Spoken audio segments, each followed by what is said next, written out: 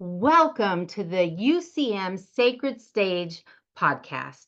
I'm your host, Spiritual Minister Tiffany Kiefer, and today we have the pleasure of welcoming Jill Stein Clarkson, a seasoned entrepreneur and visionary in the realm of spiritual entrepreneurship. With a deep passion for blending spirituality with business, Jill is the founder of Sacred Business Mastery, a coaching program designed to help spiritual entrepreneurs combine who they are as a spiritual being and who they can be as business owners so they can succeed without business taking over their lives. Get ready to be inspired, enlightened, as we delve into the fascinating intersection of spirituality and entrepreneurship with Jill. Welcome, Jill. I'm so happy to have you. Hi, I'm so excited to be here talking to you, my Tiffany, and hi, everybody. Thank you so much for taking time out of your day to share with us your gifts on entrepreneurship and taking us on a journey. So, I know because I've known you for several years that you've been a business coach for like as long as I've known you. What inspired you to create Business Mastery Now? Mm, that is a good question. So, yes, I've been a business coach for quite a while. And about a year and a half ago, I stopped taking on new clients. And I didn't know why. I just knew that it was time for me to make space. And then last September, I was just given the download that it was time for me to have a program specifically for spiritual entrepreneurs, not just entrepreneurs that are spiritual, but business owners that are working in the spiritual realm, like Reiki practitioners and shamans and psychics and mediums and astrologers and all the amazing, beautiful things that people are bringing to the world. And I think the reason that this is a pivot that I'm meant to do is I have a mission. And my mission is to normalize spiritual medicine. And Wow. in order to do that, we're going to need a lot more people practicing spiritual medicine. But I want it to be just as regular for somebody to say, you know what, I think I need to go get a sound bath, as it is to say, you know what, I think I need to go get my teeth cleaned. Exactly. We absolutely need that. There is a huge shift. Now, you mentioned at the beginning that you had a download. Can you explain that? I was listening to a conference and I was having some time just to think as I was watching, and I just knew that it was time for me to have my own program because I had already grown my own spiritual business because I'm a prenatal medium and a dragon master. So I had gone through all of those trials and tribulations of growing my business and having a nice full practice. And as I started to think about all the things that I had been taught about business to help me get to where I was and how challenging it was for me, I just knew what I could bring to people to help them not get overwhelmed and just not give up. That's the main thing. We need people that are trying to have businesses in these realms to not give up so that we can have them out there practicing. Do you think giving up and overwhelm is one of their two of their biggest challenges? I think so. I think that also for people in this industry, it's imposter syndrome is really, really big, and doubt is really, really big. Because it's not like you're an accountant and you get to see the tax form that you're returning in at the end of the day, or you're not out there building something that you can touch with your hands and see with your eyes. It's so much based on our trust in what we're doing is making a difference, and the messages that we're receiving are actual messages coming through. And for people just starting out, they're looking at other people that have been doing it for a long time and thinking, wow, they probably are better than I am, or they're more seasoned, and what place do I have here? And so that self-doubt creeps in, Mm. as well as just knowing how to get those business structures underneath you, because a big challenge for people that are in this industry, because they are so spiritual is also having a business mind, because they're not really Yeah. having that inclination to go there. Yeah, because, as a spiritual entrepreneurs, we tend to just give. And, in order to allow the energy to move throughout the world that we need to, there has to be an energy exchange. Yep. Yeah, So, and people run into so many things like, well, how can I possibly charge for this gift from God, the universe, source? Or, how could I charge very much? And people really, really struggle with that. And I always say, hey, where do you think the gift of an amazing athlete comes from, or the gift of an amazing musician comes from? And we don't have any problem with them receiving money for their amazing gifts. So why not? Why wouldn't we receive money for our amazing gifts? that is so true. And so many spiritual beings struggle with that. Hmm. They struggle with worth. Yeah. They have this gift. I was one of those too, and I through help with you, I've actually learned to know my worth and know that I'm enough and know that that's how we have to pave the way. So, if you were going to take somebody like myself or some of the listeners that are listening to us today through a journey about entrepreneur or sacred entrepreneur mastery program, what are some of the core pillars that you help them with? Oh, well, we really start with core messaging and core structure, because so often somebody will come with their modality. I'm a Reiki healer, I do sound work, or I'm a medium. And what we need to do is find out, okay, who do you do that for? Or what is really unique about what you're doing? And what is that message that's coming from deep within you that you want to put out as a calling to your perfect Mhm. clients? So we spend a lot of time just focusing on that core messaging and the business structures that you need up underneath you, because there are about 5 or 6 things that every business owner needs to have up underneath them so that they can do business well without getting overwhelmed, without completely freaking out. So that's really where we start. And then we move on from there and we work on money mindset.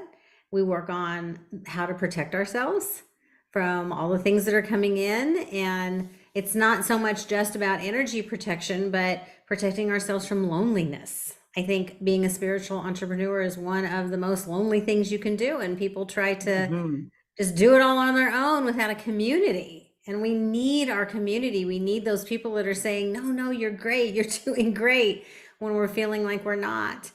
And we work on marketing. We spend really a lot of time on that pillar of marketing, because some people just think of it as a dirty word, sales and marketing. And I'm a spiritual being. So if I put out my services to the world, all the people that are meant to be here will just arrive. And it just doesn't work that way. So we actually have to be brave and be ready to put ourselves out there and get visual and be able to market, which is marketing really is just an offering. So we work on very authentic, wonderful, yummy marketing in the program a lot. And we work That's on what direction are amazing. you heading? What are the different levels of being an entrepreneur and growing your business, and where are you headed? It's so much fun. It sounds amazing. So one of the key things that I noticed different that you stand out is that you actually start out with a sacred message, like and take people through a journey. It sounds like you take them through a journey for themselves, and they come out on the other side with a message, with a direction. It's really transformational. At least that's kind of what I got from you. But I noticed that that's way different than being in just a business coaching program where you're actually being asked to find a niche or a niche. Hmm. Um, it seems a lot easier to do. It seems deeper but easier. And how can we make it easy? And that's the thing, is so often there's a box and we're trying to be put into a box. And sometimes we're not meant to be put into that box. And the wonderful thing about being a medium and a channel, growing more spiritual business owners like this, is so often I might be thinking in my mind, this would be the direction I would recommend you go as a business coach. And one of their guides or ancestors or angels will come up and say, no, no, no, this is what she or he needs to do. And I can embrace that. And I can say, oh, okay, well, actually, no, this isn't really going to be the best path for you. This is going to be the best path for you. And so being able to use that tool as well in the coaching just makes it that much more magical. I mean, I've had Wow. people that I've been able to say, I would love to have you in my program, but something's going to happen later this year that's going to stop you in your tracks from growing your business. So you need to wait it out and start next year. And like, how would I have known that? But somebody was Right. coming through and say, no, it's not her time yet. She'll be back next year. And so that's been, I don't even know if I was answering your actual question, but it is a journey, and it is so much of what I like to teach people is to use their spiritual connections Mhm. to help them in their business. What a gift it is to have you as a coach, to be it's almost like having the future in my pocket. I like that. It is fun. I don't know about that, but it is. I love it when I get messages from my clients. And in my business, I use my pendulum. I use my intuition. I listen for the messages of the directions I'm supposed to go. And that's what I encourage my clients to do too. And so everything it's more fun, and it happens more smoothly. It's not as push, push, push. Or by script, you know? Yeah. Like this is step 1, step 2. Yeah. Now really, with all of these gifts that you have and the clients that you have dealt with over the years, you have to have some amazing stories and transformations. Would you mind sharing a couple of them? Oh my gosh. I didn't really think about this ahead of time. So I will have to just tap into what would be an amazing, amazing story for me to tell. You know what? I'm actually going to tell one of my stories, Okay. because I always encourage people to ask for signs, to ask for guidance, because it's there ready for you when you ask. And when we're growing a business, it can feel like a struggle, because we can feel like we're having to make all these decisions on our own. But if we can say, can I get a sign that I'm headed in the right direction? And I was studying to be a death doula. Obviously, I pivoted. Now I'm a prenatal medium, but that was what I was studying to do. And I went to a class on death, and then I went to have dinner with some girlfriends in the city. I took the train up to San Francisco, and I had to go to the bathroom really badly, and they weren't there yet. And I went into the restroom, and the bathrooms in the restroom were out of in the bathrooms in the restaurant were out of order. Oh They said, no. you need to go next door to the officers club. I said, okay.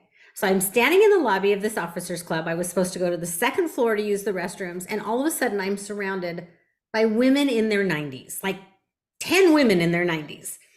And I had gotten a flower at the class I was in. And one of the women said, tell me about your flower. I said, well, I was at a class. I just took a class, and the instructor gave me the flower. Oh, what was your class about? I said, well, it was about death. And she said, oh, we all need to talk about that more. And then the elevator doors opened. They all piled in. I got in. There was no way I was getting out on the second floor. I was going to ride that baby all the way to the top with him.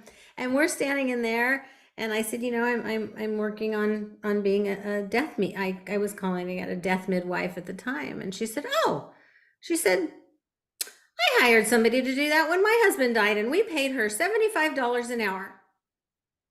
And Wow. another woman said, yeah, my husband's kind of on his way out, and we're probably going to hire somebody to do that too.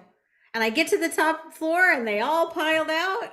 And then I just stayed in there and pushed my number 2 so I could go to the restroom, thinking, wow, not only did I get a message that I was headed in the right direction, but I was told how much to charge. I mean, it was That's just so amazing. amazing. Yeah. Yeah, check mark, check mark. Check mark, check mark. There you go. You're doing, keep going. You're doing the right thing. That's So awesome. we have that. All of How us did have you that pivot? available. How did I pivot? Oh, I pivoted because I was taking a psychic development class and to head in that direction. And my teacher said the words prenatal mediumship. And in that moment, my head was all tingly. My whole body was just full of energy. And I actually had a vision of myself doing that kind of work in another life in Africa. And I just knew in the moment. I said, "Oh, okay. So I'm going to work at that end instead. A different, it's the same portal, but I'm going to work with the incoming more so than the outgoing." And I've had some new messages lately about some other work that I'm going to be doing, but it was just it was the time for me to be at the beginning rather than towards the end of our life here as humans. And I accepted that, and I knew that that was where I was supposed to go for at least for now. Wow. What a great stepping stone to really step into your prenatal mediumship. And by doing that, you have learned how you can help other entrepreneurs, spiritual entrepreneurs, do the same thing. And now you've created this beautiful class, Sacred Mastery. But let me start over. Spiritual Entrepreneur Mastery Program. Yes.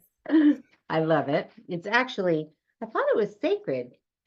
I think I The know. actual program is Spiritual Entrepreneur Mastery. The business is Sacred Business Mastery. Oh, Yeah. see, there you go. It took me a long time to get them straight. Okay, good. I'm glad I'm not the only one. What do you envision for, you had mentioned how you see other spiritual entrepreneurs integrating into daily life, but how do you see your role in shaping that transition? Honestly, with a lot of faith, because I'm seeing it as my offering is to help people that have a practice that they have learned or they're learning, and they Hmm. know they want to turn it into a business. They know they want to start charging. They know they want to make it an offering, to put the structure underneath them so that they can get clients and actually do what they want to do. Some of them have jobs and they want to leave their jobs. They feel this calling. And I also have a lot of clients that have been doing it for a little while, but they just can't quite get their feet up underneath them. They're like, well, I've had a few clients, but I'm just really struggling to bring in clients. And I, it's my job to help them open those doors so that the clients can come in, so that they can offer their amazing talents and do the thing and have the mindset so that they can be happy while they're doing it and take the stress away so that their channels can be clear. And that's my part. The rest of it, the changing the world, that's now they're going to go out and change the world. I'm Yeah. not changing the world. I'm just helping by helping them go and give their offerings to the right people, because they know there's people out there that want these kinds of services, but they need to resonate with their practitioner, and they need the right practitioner. And there are soul agreements, because a lot of times when I meet with a client that's thinking, I don't know if I'm meant to do this, Uh-huh. hundreds of souls will arrive saying, no, yes, they are. I'm the one, we're the ones that they're going to help. Please make sure she keeps moving forward with this, because she's going to Wow. heal me or help me or make me feel better or help my mom or all the things. I can feel the energy of the souls saying, yes, this one's supposed to keep going. This is definitely a tap on the shoulder. We can all channel. If we Right. all went and learned and practiced, we can all be a channel of the divine. Hmm. But if you're feeling the pull to go practice and learn more and help other people with it, you're being tapped on the shoulder to do that. And it's up to you if you want to take that invitation. Wow. I highly encourage anybody listening to this podcast to take that invitation and book a call with Jill. At least find out if this is where you're supposed to be. ask her guides, ask your guides, tap in and find out if this is where you're supposed to go. How can they find out about, how can all the beautiful listeners, spiritual listeners, find out about you and how to learn more about your programs, any offerings, any events that you're having? How can they do that? So I would say the best thing is definitely feel free to book a call with me. It would be really fun to connect with some of your watchers, your listeners. We can just talk about what you're thinking about, whether you already have a business or you're just feeling the call. Let's tap in and Yeah, see where you're headed. That would be so much fun. We could just have a quick half-hour call together. So if there's a link that we're going to put down, we can put the link to my calendar, and you yep. can just go in there and book a call. And then also beyond that, sacredbusinessmastery.com. Usually whatever's coming next is where that leads to. So That's fantastic. Wonderful. Well, we will put your link